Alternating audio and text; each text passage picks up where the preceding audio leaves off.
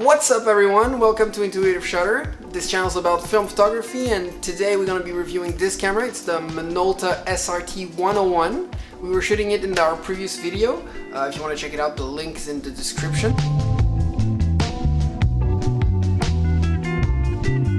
So this camera is an SLR, which means single lens reflex. Basically what it means is that you only have one lens and there's a mirror inside that allows you to see through the viewfinder. So right off the bat, this camera, the reason why I really enjoy it is because it's fully mechanical.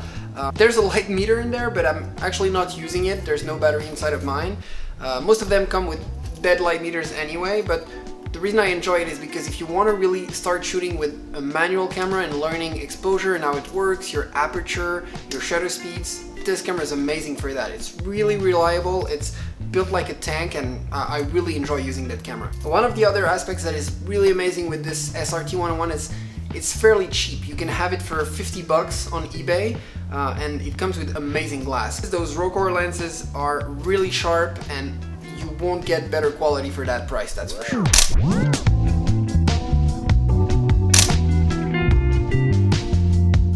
So this camera was produced between 66 and 75. It's a late 60s camera and it was very popular. They sold around 3 million of those with all the variations they had with this SRT camera. So that's why you can actually find it pretty easily on eBay. It's really an easy to find camera. This camera actually I was pretty lucky because I got it on eBay and it came with 3 lenses. It was a really good deal. I think I paid something like 120 bucks for this camera plus 3 lenses. So you can really find good deals. I would encourage you to look for that on eBay.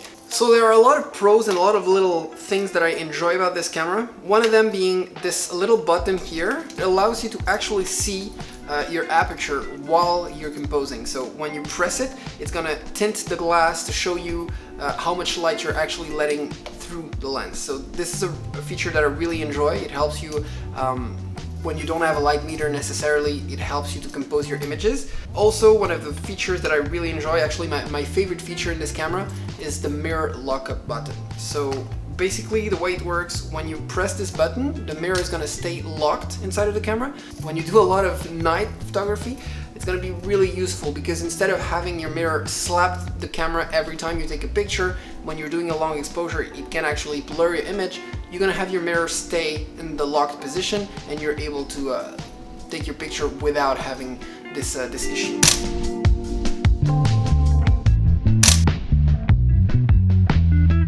One of the great things as well, the viewfinder, inside of it you actually have the speed that is written there. So it means that, let's say you're doing street photography, if you want to try to compose your image and change your speed, you don't necessarily need to bring down the camera. You can keep composing your image and change the speed. It's gonna show you which speed you're shooting at right in the viewfinder. So that's one more thing that is really nice about this camera. The only downside to this camera, I would say, is it's quite heavy. It's really not a light camera. So carrying it around can be kind of a hassle. If you don't like heavy cameras, this is not for you, definitely. Let's do a quick walkthrough of the camera. Let's start with the settings for shooting. Here on top, you're gonna have your shutter speed. It goes from bulb mode up to 1/1000th of a second. If you switch it like that, it changes the speed, and inside of the viewfinder, as I said, you can see the speed you're shooting at. Then if you just lift this little ring here, you can switch your ISO. So here I'm at 400 and I can switch it in the camera. Here you have your rewinding knob, and if you pull it, it's gonna open the camera. So that's where you load your film. Here's the lever to crank the camera. And here, I'll let you listen to it. It has a very nice shutter sound. It's one of my favorite shutter sounds actually. In front you have here the timer, so that's if you want to set your picture to be taken on timer mode. Or here you have if you want to mount your flash. So here you have the little knob. If you push it down, it's gonna actually allow you to unscrew the lens. It's a bayonet mount, so that's how you unscrew it. That's it. Here you can see the mirror. I'm gonna show you as well. This is the lockup switch that we were discussing, and so up, when you lock it up, you see the mirror stays all the way up. Here you can take your picture just mount another lens on it. So you really have to find the red dot on your lens, put it here on the red marker, and that's it. On the bottom you have a switch here for your battery.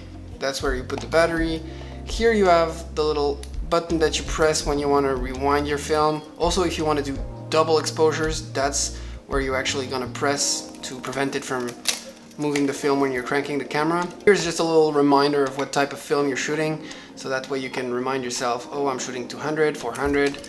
You also have this little button that I was talking to you about. It's for seeing how your aperture affects the light that comes through the lens. So when you press it, it's going to show you.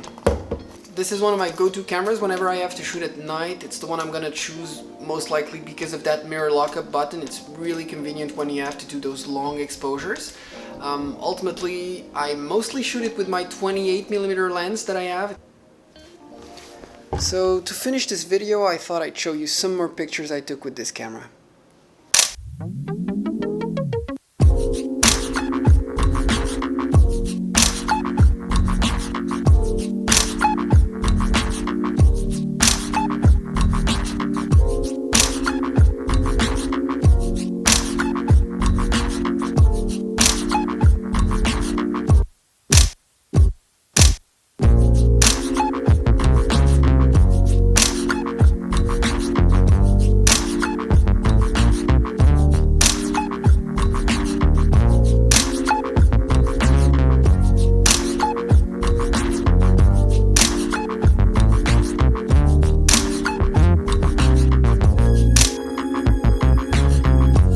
Thank you so much for watching. Of course, if you liked and enjoyed the video, make sure to drop a like and subscribe if you want to find out about other videos like this one. We're going to be releasing videos pretty regularly, whether it's trying gear, trying different film rolls, or even tips about film photography.